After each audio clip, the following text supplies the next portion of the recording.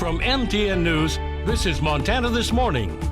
An explosive wound up inside St. James Hospital. I'll tell you the story coming up. I'm Jonathan Amberian in Helena. I'll give you an update on who have been the top fundraisers so far in the races for Montana's 2 congressional districts. Well, happy Tuesday, Southwest Montana.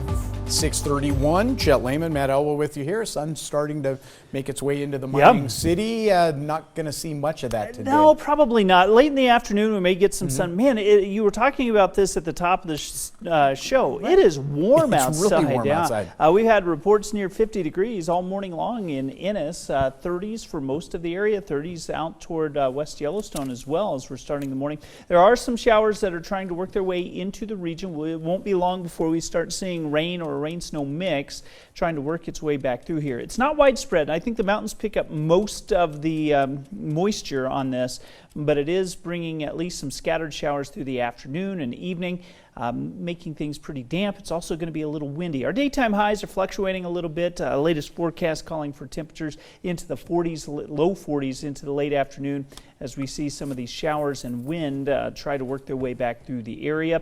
Another round of snow possible later this week. I'm going to break it all down for you coming up in just a few minutes. All right, thank you, Matt. 6:32. Our top story this half hour, a deadly explosive was removed from St. James Hospital in Butte. MTN's Caitlin Aguilar spoke to the sheriff about the incident.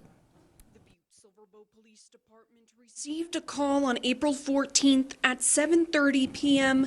from staff at St. James Hospital that a woman arrived with weapons in her possession. The woman had come in asking for treatment when staff checked her belongings to find a loaded .22 caliber handgun and what appeared to be a pipe bomb in a duffel bag she brought with her. Lester says the officers that responded looked at the bomb and carefully took it from hospital grounds. We have those items in our possession now. They were able to determine that the device was stable enough for transport, of course, and wasn't an immediate threat, so we removed it. The Butte Silverbow Police Department was able to determine the firearm belonged to the woman, but what concerns them the most is the origin of the explosive found in her possession. We're just focused on the device itself and how it was created and the origin of the device, and then we'll go from there. But it's going to take a while to clear this thing up. Lester says there will be charges at some point, but the department wants to get the full picture before making their next move. We'll have more information as it goes on, and it's one of those things that we want to make sure that we have all the information before we make a decision. The case is currently under investigation. In Butte, Caitlin Aguilar, MTN News. 6:34 now. We are getting an updated look at just how much money candidates in Montana's 2 congressional districts have brought in. MTN's Jonathan Amberian breaks down the fundraising picture. Friday was the deadline for most congressional candidates to report how much money they collected in the first 3 months of 2022, and the data shows 2 prominent Republicans have raised the most.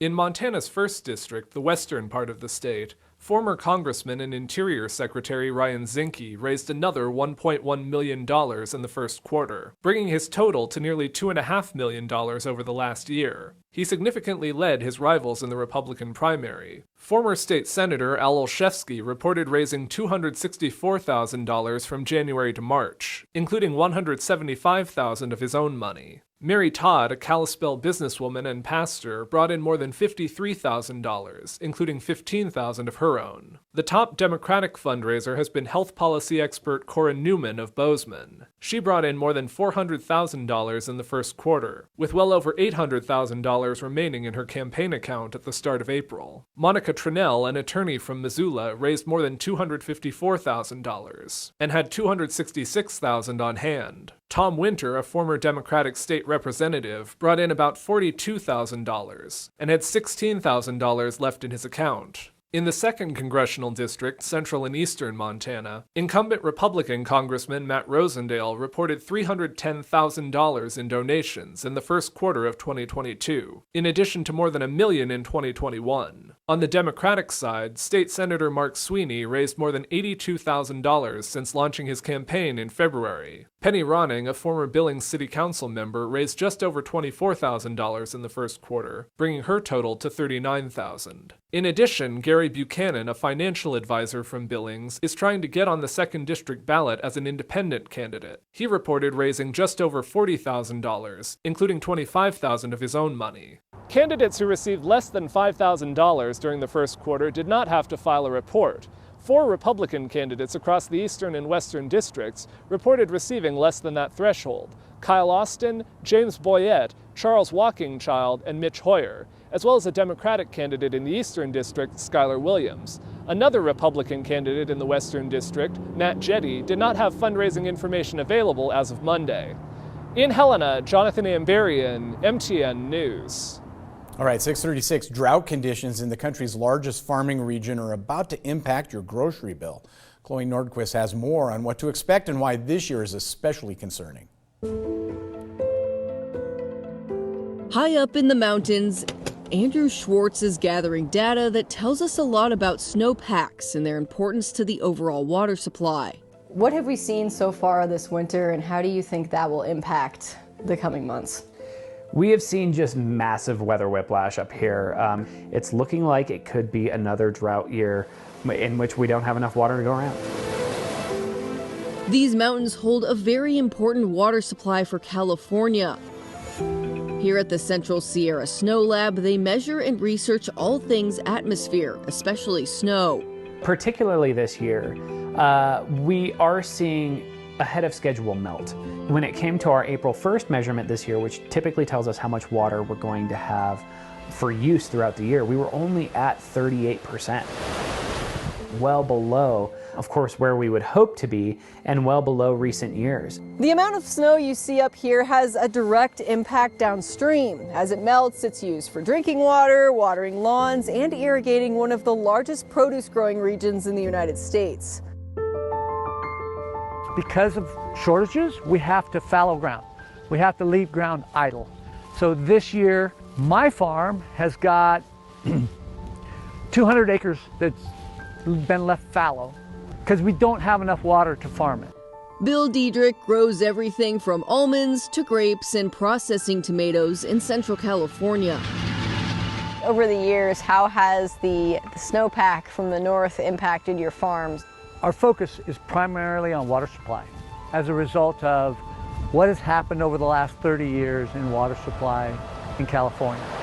If you're in New York or Boston or Miami or North Dakota and you're putting pizza sauce on a pizza or dipping a chip in some salsa, chances are the tomatoes that went into that product came from California. Mike Wade with the California Farm Water Coalition is expecting around 800,000 acres of farmland in California to sit idle this year. If you are a farmer and you live to make things grow, that opportunity is becoming more and more difficult to maintain. We're looking potentially at 40 to 45% of the farmland in California having little or no water at all. We're already seeing price increases for fresh produce, and it's going to be worse this year because of the reduced production that's coming from the state. While the snowpack is not the only water supply in California, it tells experts a lot about future water availability. Given where we are in time, we're at a tipping point. There's going to have to be some hard decisions moving into the future where is somebody's livelihood more important than somebody's right to water? I'm Chloe Nordquist, reporting. Well, the battle for water continues here in the American West. Meantime, time for a break.